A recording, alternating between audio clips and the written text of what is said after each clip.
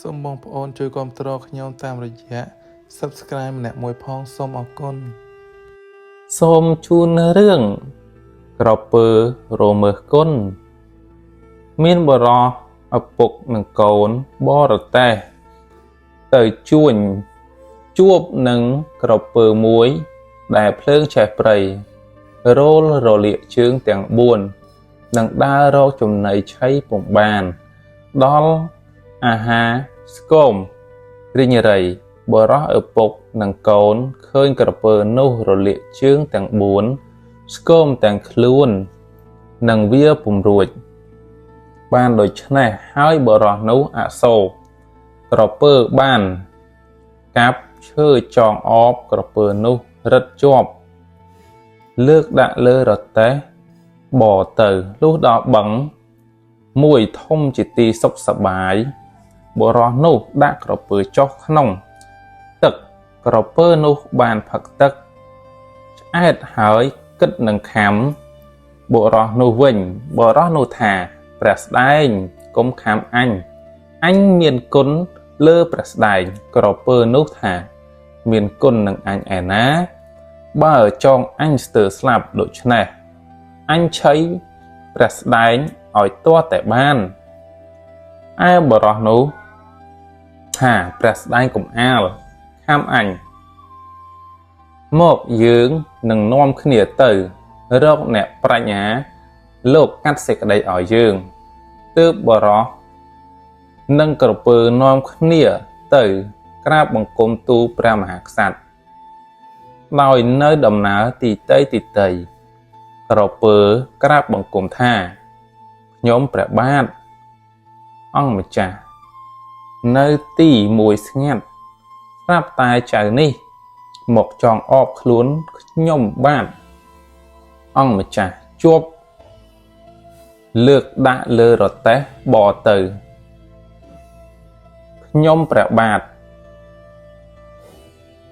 បំរាស់ពុំរួចព្រោះតែធ្វើទុកខ្ញុំព្រះបាទបានជាខ្ញុំព្រះបាទ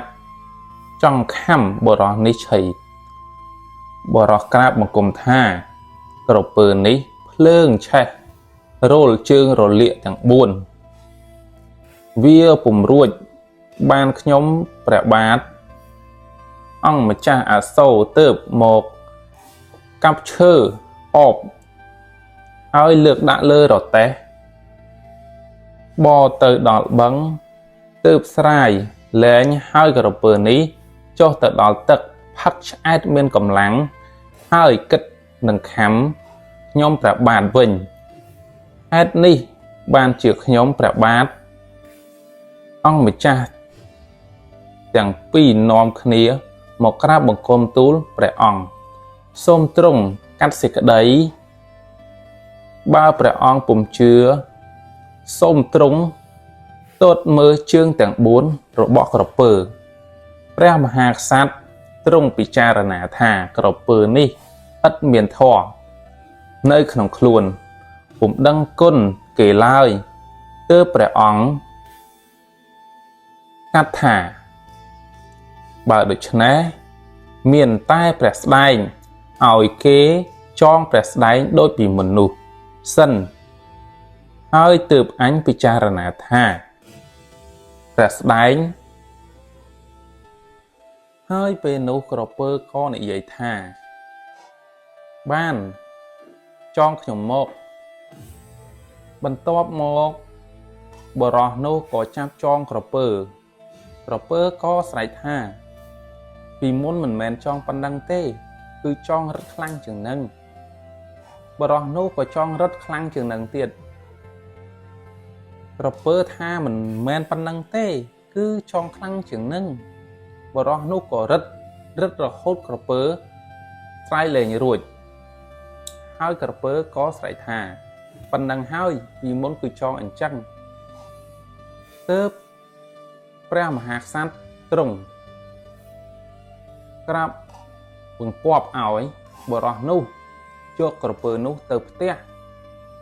ហើយចង់កាប់ចង់សម្លាប់តាមតែចិត្តចង់ហើយមានបន្ទូលថាថ្ងៃក្រោយ